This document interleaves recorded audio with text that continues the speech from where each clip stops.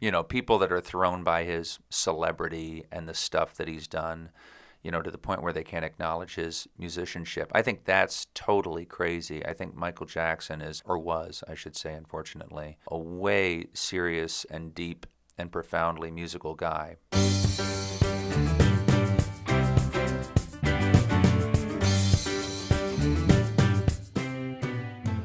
When I was 6 or 7, you know, I was a Jackson 5 fan and would have friends over and we'd play air guitars to I'll Be There or whatever, those songs on the third album, and ABC and I Want You Back, and just really great, you know, songs of that time that spoke to you as a 6 or 7-year-old, you know, unbelievably. Here was a guy more or less your age who was a big star and a talented dancer and a really charismatic guy.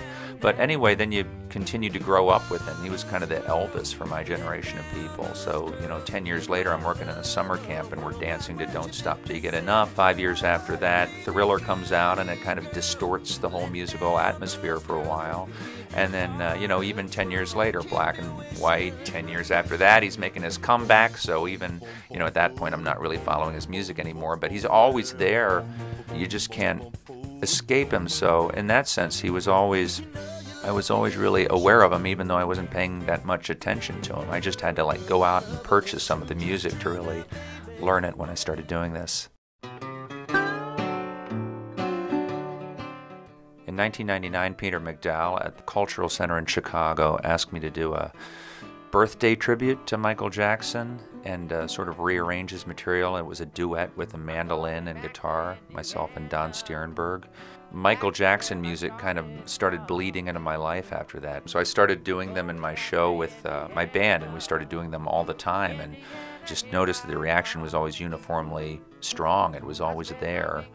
And so we recorded a song or two, and then we recorded another song or two, and then at some point I thought it might make a neat concept to take a whole slew, like an album's length of Michael Jackson and Jackson 5 songs and reinterpret them, you know, largely in a country way, which is the style of music I play, but really to have no boundaries on it. Taking these songs that you know from some of them back to childhood, you know, in my case, they're really lodged deeply in there, and try to look at them freshly, adapt them to my singing style, and also just kind of take some of them apart.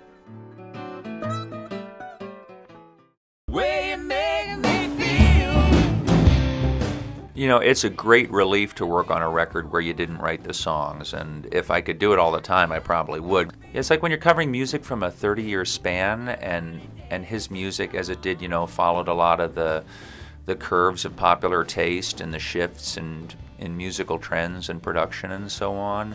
It's such a wide range of stuff to get at, from the really laid-back Diana Ross style ballads to the disco stuff to the angry, psychotic stuff from Invincible. The range of it, and the fact that I didn't have that personal investment of, you know, insecurity, wondering if the songs were really good. I kind of knew that these songs were good, most of them.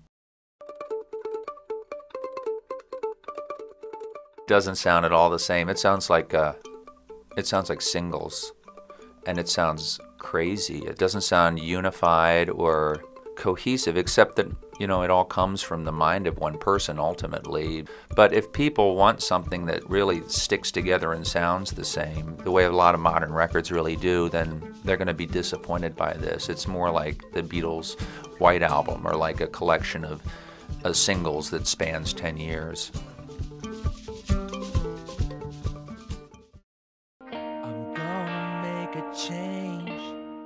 I don't see this record as being really even primarily about Michael Jackson, strange enough, and I don't see it as exactly as a tribute even. I see it as just another one of my records. I think it's more about the idea of music and about taking it out and looking at it, some really familiar, deep-lodged thing, and trying to hold it in a different way to the light. I don't mean this to sound like too crazily poetic or something, but I think it's really more about the idea of interpreting music and making it your own and being as musically creative as your DNA allows you to be.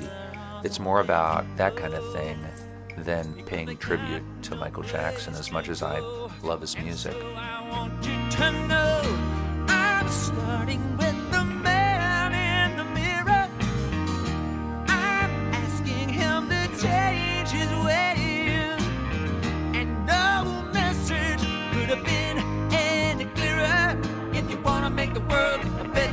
face, take a look at yourself and then make a change.